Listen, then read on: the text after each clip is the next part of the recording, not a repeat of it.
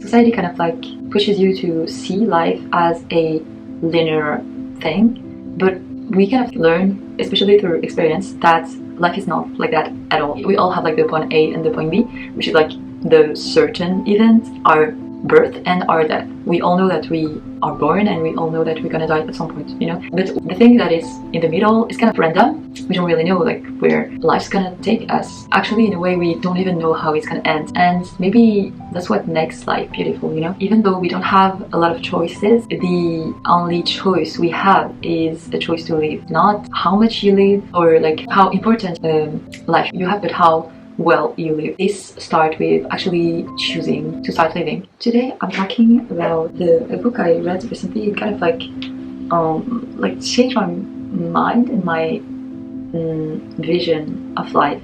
And this book is The Midnight Library. So I think this book came out like some years ago, I think 2020.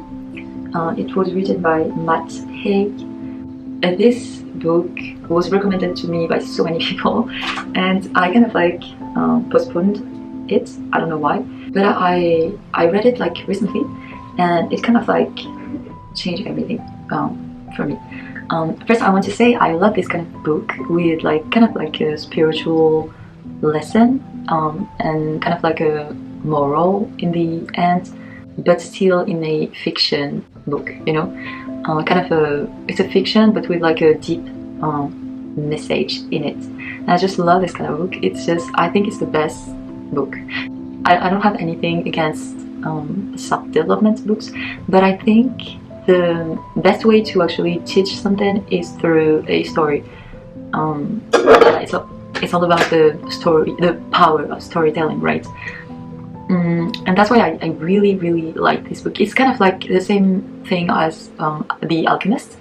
You know, there's always so much value in the story, and I think because the reader can relate to the characters, they can learn way easier the lesson, and it makes the process of learning become way more fluent and more not fluent but fluid, and kind of, I don't know, it makes it easier. So yeah, I actually also I have to add, I really like fiction. So for me this is, I've been reading fiction since I was like really young, so I love fiction. I think it's the best way to actually learn things, and I love the kind of stories with a spiritual meaning into it, you know. And in some way we can also like make the comparison to religious or spiritual stories with like prophets, and you can see that the stories of prophets are always, there's always a deep meaning into it, and I think it's the best comparison actually. Let's go back to The Midnight Library. So to tell you a little about this story without spoilers, I swear, basically it's this woman who kind of like lost light of like she kind of like lost passion for life, and I think she's kind of this in this weird state of feeling stuck and kind of feeling lost, not knowing why she is here and what she wants to do with her life. And basically something happened to her, and I'm not going into details because I think it's kind of a spoiler, but something happened to her, and she goes into this state, you know, between life and death. And in this story, this state between life and death is materialized in a personalized place, depending on the person. And for her, it kind of materialized into a library. For other people, it kind of materialized into something else, but for her, it was a library. And so she has this experience of being able to experience different lives, or the different reality that exists, or the different lives that exist. I love this concept because she has the opportunity to kind of try different lives, and she kind of like experience those different lives, and we're able to kind of go with her, like experience those lives with her. And one thing I noticed, and I kind of noticed throughout the story, is how much life is not supposed to be perfect, you know, because for each life, I'm trying to not spoil here, but in each life that she experienced, even though she is happy, there's always something that is going wrong, you know, something is going wrong, something is pretty good, but there's always a part of it that she's not really satisfied with, you know, and it just makes us think about how much we kind of expect life to be perfect, but maybe it's not supposed to be perfect, you know, and it kind of gives you some perspective on how our vision can be very limited, you know, especially with our vision of life. We expect life to be a certain way, and maybe it's not supposed to be that way, you know. Life is not really supposed to be perfect, and there's always going to be some things that we are not satisfied with and other things that actually satisfied us. And I think it's a mix of it that makes life meaningful and kind of like brings its value. Another thing is about how we expect, you know, I don't know, society kind of like pushes you to see life as a linear thing, but we kind of like learn, especially through experience, that life is not like that at all, you know. It's kind of like you go to some point A, you know. We all have like the point A and the point B, which is like the certain event, our birth and our death. We all know that we are born, and we all know that we're gonna die at some point, you know. And but what is like the thing that is in the middle is kind of random. It's kind of random. We don't know. We don't really know like where life's gonna take us. And in a way, actually, in a way, we don't even know how it's gonna end, you know. And maybe that's what makes life beautiful, you know. And maybe even though we don't have a lot of choices, the only choice we have is a choice to live. And I think this is the lesson of the book, is not how much you live or like how important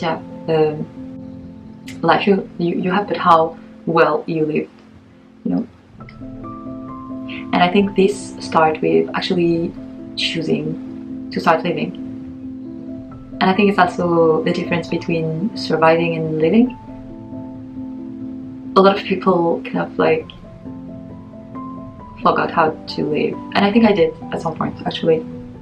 Yes, it's also I wanted to add, it's also a reminder to actually start living for us and not for others.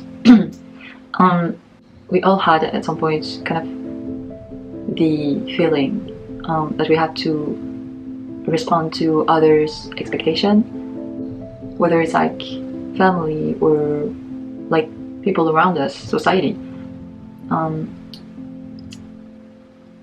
And I think also making a choice to start living is also making a choice to start pursuing our dreams and pursuing the things we really want to do, not the things our family wants us to do, not the thing society pushes us to do, but really what we want to do, you know, even if it's rejected by society, even if it's criticized by people around us. The choice to live is really all about choosing to do the thing we want and the thing that actually align with our desires and the thing we value. Okay, I want to read some passages, especially this one. I love this quote. It is quite a revelation to discover that the place you wanted to escape to is the exact same place you escaped from. That the prison wasn't the place, but the perspective. I just love it. It's amazing. choice to live. And also I love this one, is you don't have to understand life, you just have to live it. And I think this is one of the main quote, or the main understanding in this book. Obviously I'm not going to spoil, but I think this is the main point of this book, is to not try to overthink things too much, because we definitely have a limited perspective, a limited vision of life, and we are meant to live and not think about living, you know. And so I think the main point of life is actually to start living and not to spend time overthinking. I had this experience like, I would say like 2 years ago, kind of like starting to think everything, and like every single decision I would take would like take me like a month, you know, to take, just because I was overthinking everything, you know. And I'm trying to like go back to this place of being more spontaneous in my decision, without like being impulsive, you know. I think you can find a balance between both, but I want to go back to this place of like being able to being more in the flow and less overthinking everything. I definitely think that like reflecting is important, but when it becomes obsessive and kind of like every single decision, you know, like to the point where should I drink this or should I not drink this? Wait, I'm gonna do this huge pros and cons of not drinking this thing, you know, like this is kind of insane. And I would do that like for everything, and it was like kind of like slowing me down in my journey.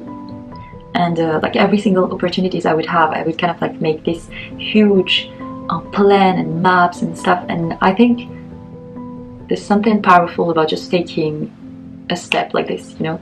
And I'm definitely becoming better at this, even though I'm still in this process. But yeah, I think it's just a journey, you know, in the end. But yeah, that was my review of The Midnight Library. I hope you liked it. I definitely recommend this book. It's amazing. It's an amazing story. I think it would help so many people, especially in this time that we live in. So yeah, I would recommend to everybody, you know, everybody. So yeah, so that was it. I hope you liked it, and I hope it was helpful, and I will see you on my next video. Bye!